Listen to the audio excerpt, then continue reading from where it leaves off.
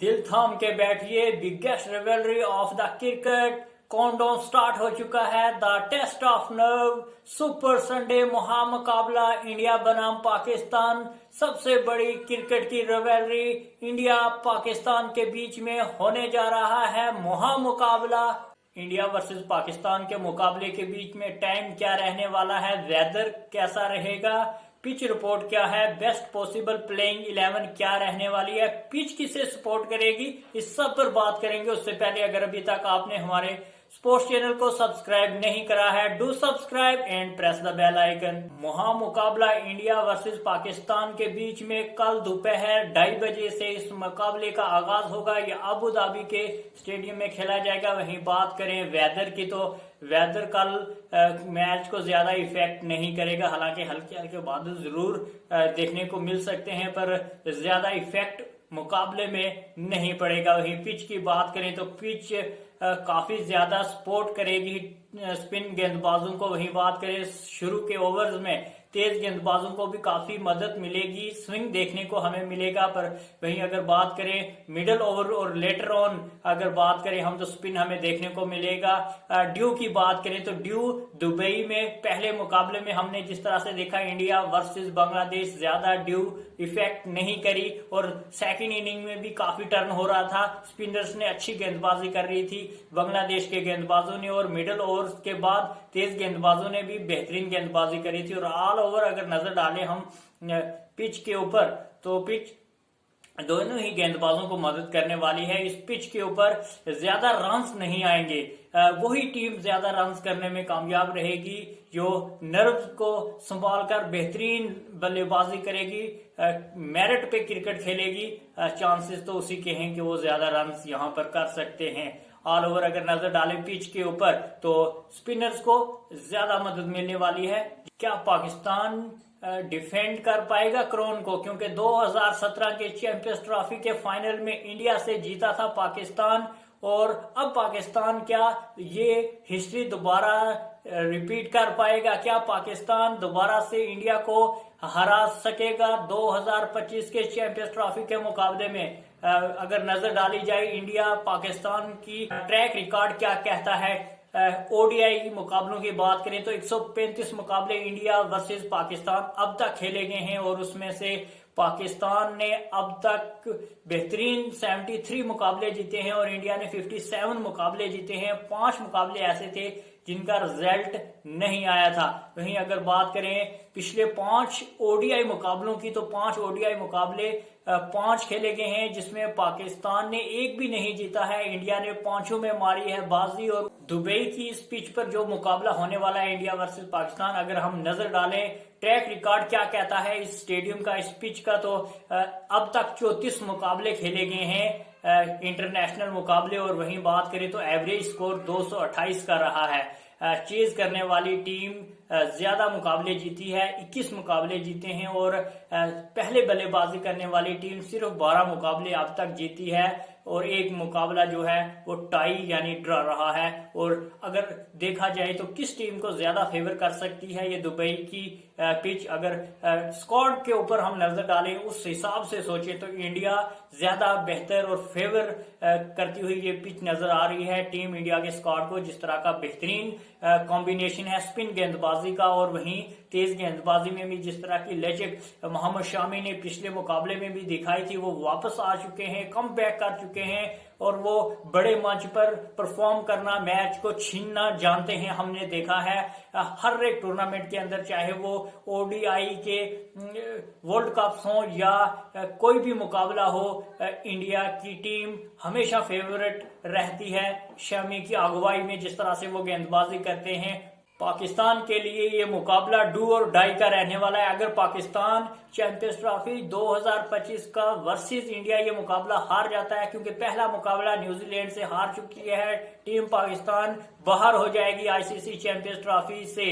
वहीं अगर बात करें टीम इंडिया की, तो पहला ही मुकाबला बांग्लादेश के विरुद्ध शानदार तरीके से जीतकर बेहतरीन परफॉर्म किया था, और टीम इंडिया के हौसले इस टाइम बुलंद। ओवर नजर डालें बेस्ट पॉसिबल प्लेइंग 11 इंडिया की क्या रहने वाली है, उसके बाद चर्चा करेंगे कि पाकिस्तान की क्या हो सकती है। इंडिया की बेस्ट प्लेइंग 11 सेम उतरनी चाहिए जो पिछले मुकाबले में बांग्लादेश के विरुद्ध उतरी थी, जिसमें कैप्टन रोहित शर्मा लाजवाब रिकॉर्ड है पिछले मुकाबले में। जिस तरह से उन्होंने रन्स किए हैं, तेजी से ऊपर से आकर लाजवाब बल्लेबाजी करी है और फॉर्म में हमें नजर आ रहे हैं। और शुभम गिल चेज मास्टर इस टाइम लगातार बेहतरीन फॉर्म में है, चाहे इंग्लैंड के विरुद्ध जिस तरह की उनकी परफॉर्मेंस है और बांग्लादेश के विरुद्ध जो शतक लगाया था रन चेज में, लाजवाब बल्लेबाजी करी थी और टेम्परामेंट कमाल का है उनका।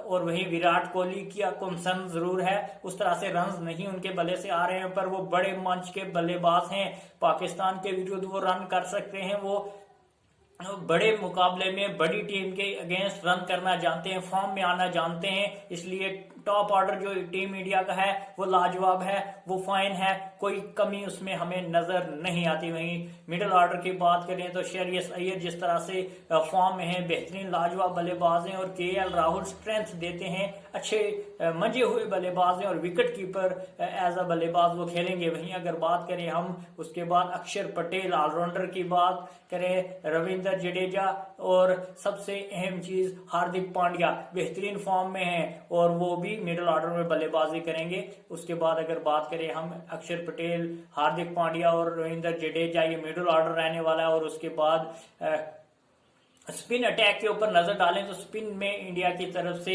हमें खेलते हुए कुलदीप यादव नजर आएंगे। हालांकि वरुण चक्रवर्ती को भी खिलाया जा सकता है कल के मुकाबले में, पर खिलाना चाहिए कुलदीप यादव को, क्योंकि उनका ट्रैक रिकॉर्ड अगेंस्ट पाकिस्तान लाजवाब है, शानदार है, जिसके चलते उनको ही टीम में होना चाहिए, क्योंकि विनिंग कॉम्बिनेशन के साथ टीम इंडिया को उतरना चाहिए। और वरुण चक्रवर्ती भी बेहतरीन गेंदबाज हैं, सरप्राइज तो किया जा सकता है उनके साथ ही, पर I think Kuldeep Yadav is best. वहीं अगर बात करें तेज गेंदबाजी की तो मोहम्मद शामी की अगुवाई में जिस तरह से टीम इंडिया गेंदबाजी कर रही है वो कमाल की है, वो लाजवाब है, किसी भी टीम को झंझोड़ कर रख सकती है। जिस तरह से हमने पिछले मुकाबले में देखा बांग्लादेश के विरुद्ध उन्होंने 5 विकेटें ली। वहीं हौसले के साथ गेंदबाजी कर रहे हैं मोहम्मद शामी के साथ हर्षित राणा ने भी पिछले मुकाबले में 3 विकेटें निकाली और वो खेलेंगे, बेहतरीन फॉर्म में नजर आ रहे हैं। तो ये उनके साथ तीसरे तेज गेंदबाज हार्दिक पांड्या रहने वाले हैं और ये बेहतरीन बेस्ट पॉसिबल 11 है। टीम इंडिया इस 11 के साथ उतरेगी और पाकिस्तान को हराने की दमखम रखती है, क्योंकि इसमें बहुत ज्यादा हमें डेप्थ नजर आती है, चाहे टॉप ऑर्डर के शानदार इन फॉर्म बल्लेबाज हों, वही मिडिल ऑर्डर एक लंबा मिडिल ऑर्डर है, नंबर 8 तक बल्लेबाजी है जिसमें ऑलराउंडर ज्यादा हैं और बेहतरीन फॉर्म में है और वो एक बड़ा टोटल खड़ा करने में या चेज करने में क्षमता रखते हैं।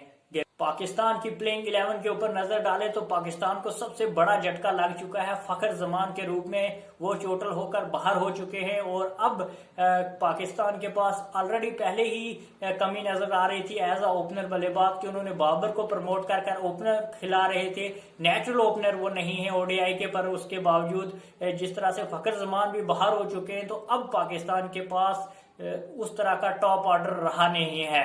वहीं बात करें तो फखर जमान वो प्लेयर हैं जो हीरो रहे थे, मैन ऑफ द मैच रहे थे 2017 के फाइनल के चैंपियंस ट्रॉफी का इंडिया वर्सेस पाकिस्तान जो फाइनल खेला गया था।